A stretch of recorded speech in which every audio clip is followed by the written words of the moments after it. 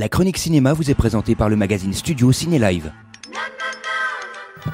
Bonjour à toutes, bonjour à tous, bienvenue dans cette chronique cinéma qui, je l'espère, chaque semaine, vous donne envie de sortir et d'aller au cinéma. Alors j'espère que vous avez passé un excellent réveillon de Noël et puis j'en profite de ces quelques premières secondes d'émission pour vous souhaiter également un bon réveillon pour l'année. Pour la bonne année, on verra ça un petit peu la semaine prochaine, mais en tous les cas, j'espère que vous avez profité de vos proches en ces fêtes de fin d'année et que vous avez été gâtés. Donc, pour moi, il est l'heure de vous donner les films qui seront développés dans cette chronique. Il y aura tout d'abord Le Cœur en Braille, on parlera également de Père-Fils Thérapie et on terminera avec le film Le Fondateur. Mais avant cela, la réponse à la citation de la semaine dernière, souvenez-vous, je vous avais donné quand même un petit indice puisque l'indice était le suivant, c'était un film, et c'est toujours un film qui est à l'affiche. La citation était la suivante: la peur de mourir n'est rien à côté de celle de ne pas vivre. De quel film était tirée cette formidable citation? C'était tout simplement tiré du film avec Omar Sy, Demain tout commence. C'est un film que je vous conseille fortement si vous ne l'avez pas vu. Il est depuis plusieurs semaines à l'affiche, il marche formidablement bien, mais effectivement, vu qu'il y a beaucoup de films pour ces périodes de fêtes de fin d'année, précipitez-vous, voilà c'est mieux, dans vos salles pour pouvoir profiter de ce film fabuleux que je vous conseille. Je vous en rappelle une dernière fois le titre, et c'était la citation de la semaine dernière: Demain, tout commence. Voilà donc, c'est parti pour les sélections de cette semaine, avec tout d'abord Le Cœur en Braille, un film réalisé par Michel Boujna. Alors Michel Boujna revient derrière la caméra 9 ans après le film Les Trois Amis qui était sorti en 2009, si ma mémoire est bonne. Et donc ici, il va porter à l'écran un roman qui était tiré du même nom, Le Cœur en Braille, qui était sorti en 2012. Et ce film, tout simplement, nous raconte l'histoire de Marie, une adolescente passionnée de violoncelle. Elle est très douée à l'école, et l'histoire également, en parallèle, d'un petit garçon fort sympathique, dynamique, mais qui connaît quelques difficultés scolaires, et ignorant que Marie est en train de perdre la vue, il va comme ça tomber amoureux d'elle, et secrètement, ils vont tous les deux lier un pacte, puisque elle va s'occuper un petit peu de lui pour essayer de remonter son niveau scolaire, et tous les deux vont lier un pacte, puisque la charmante Marie va lui livrer son secret. Et puis lui, de son côté, va tout faire pour l'aider à camoufler son handicap afin qu'elle puisse participer au concours au conservatoire. Et entre eux, va partir une grande et réelle amitié. C'est un film touchant que je vous conseille. Bien sûr, vous le savez, il sort cette semaine, Le Cœur en Braille, et c'est pour moi le film le plus touchant de Michel Boujna. C'est un film en plus qui touche les enfants, donc vous le savez que moi c'est effectivement un sujet qui me passionne pour diverses raisons, et le film Le Cœur en Braille, c'est mon coup de cœur de la semaine. Allez le voir et vous en sortirez vraiment bouleversé. Le seul petit reproche que je pourrais faire au film, c'est qu'il est très court, il fait 1h25. Alors certains vont dire qu'effectivement il n'y a pas besoin qu'il soit trop long pour que tous les messages soient véhiculés. C'est le cas dans ce film, et on est vraiment porté par l'histoire, donc allez le voir. Ça s'intitule Le Cœur en Braille. Voilà, j'en dirai jamais assez tellement ce film m'a bouleversé, et bien sûr vous l'aurez compris, il sort cette semaine.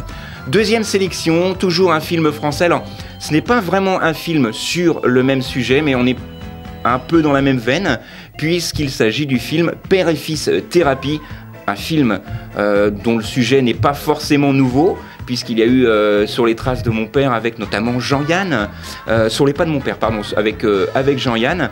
Et bien ici, Père et Fils Thérapie, on prend à peu près la même histoire. Le père et le fils ne s'entendent pas du tout, mais la famille va leur proposer un ultimatum: participer à un stage de réconciliation. Père-Fils Thérapie dans les Gauches d'Ouverdon. Donc entre coup bas et mauvaise foi, vont-ils réussir à se réconcilier? Vous le saurez en allant voir ce film, Père-Fils Thérapie, 1h32, c'est quand même assez drôle.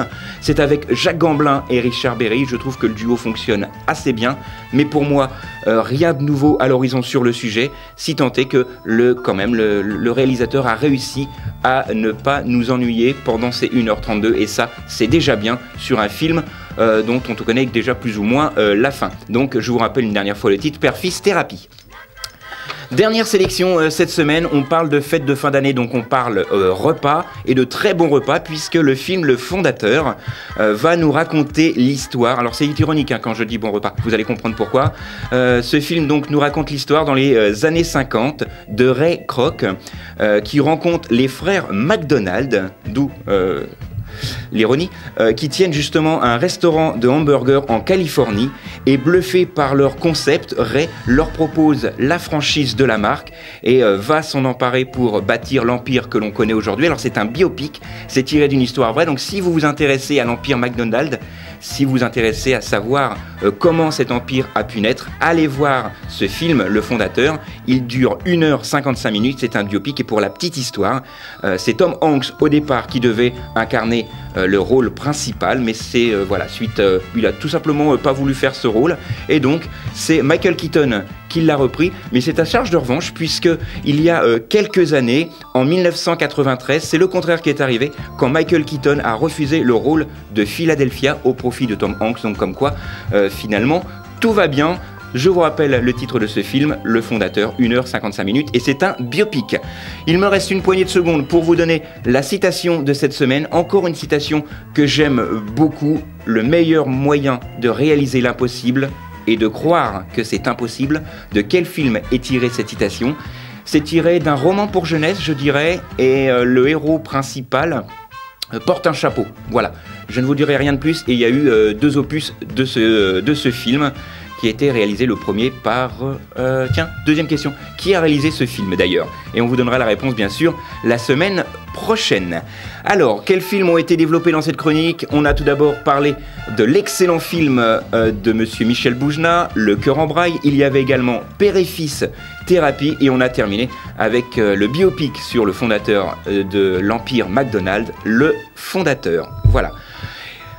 Eh bien c'est tout, il me reste une poignée de secondes pour vous remercier de votre fidélité, pour ceux qui nous suivent sur les ondes d'RCF, Reims-Ardennes, Meuse, sur les réseaux sociaux, notamment également sur YouTube et également Facebook. N'oubliez pas de cliquer sur le petit j'aime et de partager la vidéo, ça nous fait réellement plaisir. Et puis nous, bien sûr, on se retrouve la semaine prochaine, même endroit, même heure, mais avant, je voudrais, puisque je l'ai promis, dédier cette émission à Stéphanie, que l'on appelle également Pépette, allez savoir pourquoi. Donc merci de ta fidélité Stéphanie et merci aussi à vous tous de nous suivre. Donc rendez-vous la semaine prochaine, même endroit, même heure.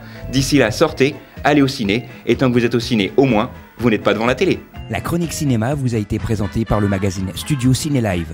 Studio Ciné Live, c'est chaque mois toute l'actualité du cinéma.